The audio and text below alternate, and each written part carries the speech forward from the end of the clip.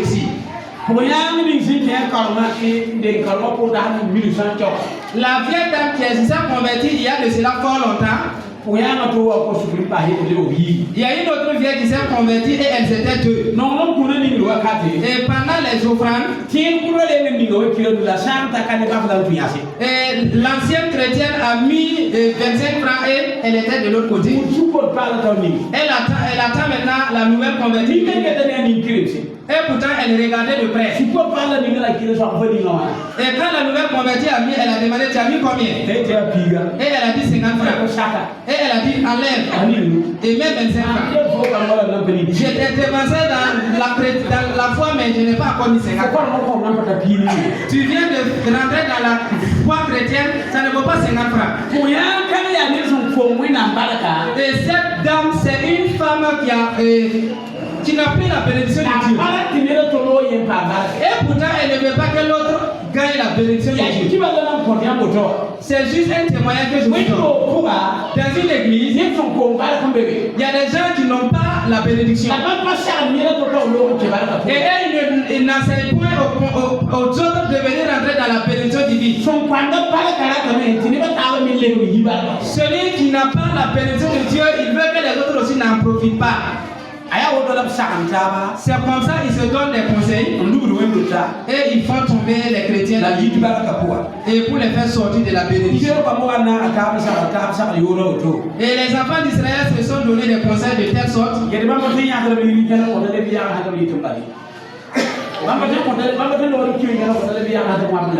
ont dit qu'ils ne peuvent pas donner le 1000 pour qu'on puisse donner aux fils d'Israélites. Et ensemble, ils ont dépensé les dîmes. Et Dieu les a laissés durant 400 ans sans les parler. C'est eux, ils ont péché et ils n'ont plus la bénédiction. Si tu es une femme ou un homme ou un enfant qui ne prend pas garde avec celui qui a déjà péché et qui n'a pas la bénédiction divine, c'est comme une femme qui, dont son mariage est gâté, elle marche comme ça. Et tu parles d'elle et tu demandes des conseils.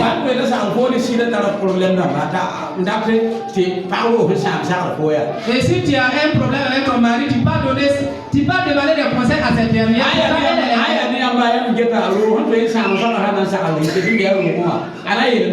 Selon vous, le fait qu'elle soit mariée est gâté, quels seront ses conseils? C'est toi qui cherches les propos. Moi, mes difficultés, ça ne vaut pas pour toi, mais moi, je veux la liberté. C'est qu'elle va te montrer comme foi à suivre. Elle ne va pas te conseiller pour te dire il faut t'humilier pour s'asseoir. Elle va te conseiller pour dire que Dieu ne t'a pas obligé. Il faut sortir. Comme elle a abandonné son mariage et puis parti. Le péché ne conseille pas de rester. C'est pourquoi la parole de Dieu nous dit de nous départir de ceux qui ont déjà péché. Et de prendre garde avec les mauvais conseils. Il y a une femme qui avait porté ses polas et elle parlait. Et elle a rencontré une mauvaise personne qui va lui donner des conseils. Et la mauvaise personne a demandé qu'est-ce que tu as porté. Elle a dit que ce sont des polas. Elle a dit et quand la vieille dame a amené les polas, elle a enlevé juste le couvercle. Et il a dit que c'est ça. Nous on ne mange plus ça. Et tous les autres qui mangent là, ça c'est bon. Je pensais que c'est ce qui est préparé. Il faut partir. Et la vieille dame a dit que ce qui est préparé là on achète. Et la mauvaise personne a dit que oui, que c'est ça on fait. Et la vieille dame est repartie pour préparer les polas. Elle a préparé pour vendre. Elle a dit qu'il y a des polas préparés. Des polas préparés. Personne n'a payé. Et pourtant, elle s'était endettée pour payer les colas. Et voici la chute de la dame. Si vous marchez et vous ne prenez pas garde avec le pécheur ne te conseille pas pour que tu sois quelqu'un. Ils sont dans les églises, ils sont partout. Vous êtes là, vous venez d'arriver, non? Nous, on va partir et puis vous rentrez. Et nous sommes là et moi-même je vais partir. Et si tu lèves la main, et de telles personnes, s'ils te croisent pour te saluer, c'est là où ça ne va pas à l'église qu'il va te dire. Tu t'es levé la main, mais le dimanche prochain tu vas aller ailleurs. Lui-même il ne va pas partir, il est dans l'église. Il est là, il cherche les gens. De telles personnes, c'est une mauvaise personne. Il cherche les gens et pourtant il est là. Il prend un côté de l'église et elle dit. S'il ne dit pas que la présence de la l'église, ou bien il dit que la femme du passé n'est pas bonne. Et il part au niveau de la genre pour dire comment le leader il pêche. Et il part au niveau des intercesseurs pour dire qu'ils sont des sorciers. Et toi tu vois que là où tu venais là vaut mieux. Et toi tu pars et puis il est toujours là. Dans beaucoup d'églises il y en a. C'est les mauvaises personnes que Dieu va un jour les fouetter. Il faut te départir de ces personnes. N'écoute pas les gens qui ont des mauvais conseils. Lui-même il ne va pas dire ce qu'il y a en lui. C'est pour les autres qu'il dit.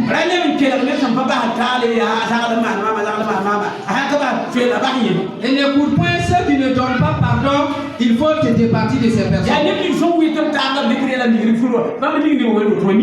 C'est ceux qui se critiquent les uns et les autres et qui créent les problèmes. C'est eux qui chassent les personnes dans l'église. Et ils disent qu'ils ont une prière en faisant. Et comme tu n'as pas la sagesse, tu les joins à eux.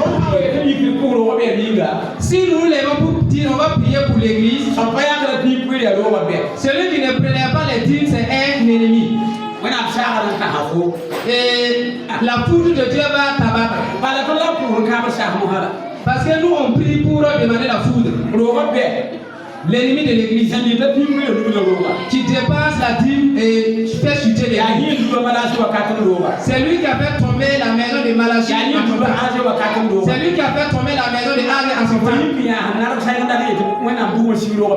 Et tu te lèves pour prier pour demander à Dieu la foudre sur l'ennemi.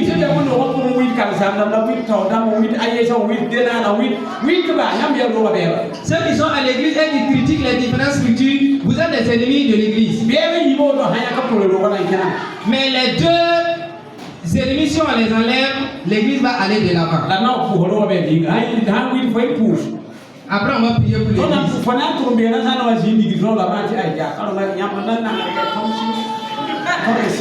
Nous allons prier et après, toi, tu vas te retrouver dans les cabarets pour dire c'est nous qui étions les problèmes.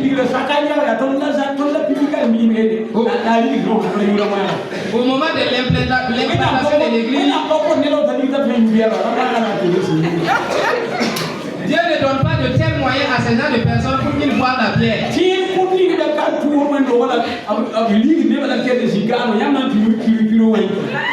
Les vieux chrétiens qui sont là en train de critiquer, vous allez les boire les boissons alcoolisées.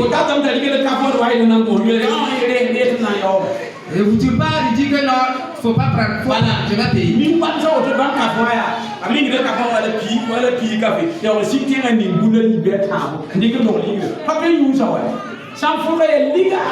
De telles personnes, ils mettent le café, maintenant ils mettent d'autres boissons ajoutées parce qu'on ne peut pas boire.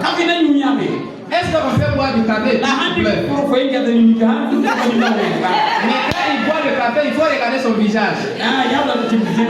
Parce qu'il pleure. Toi, tu... Parce qu'il ne peut pas aller parce que c'est Dieu même qui l'a amené là-bas.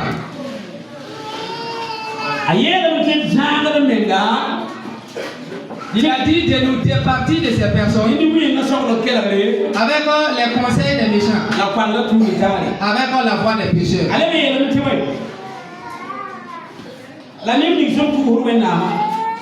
Et aux personnes qui se moquent de Dieu. Ces personnes, ils méprisent l'œuvre de Dieu. Et quand ils voient une prophétie, ils parlent et ils s'amusent.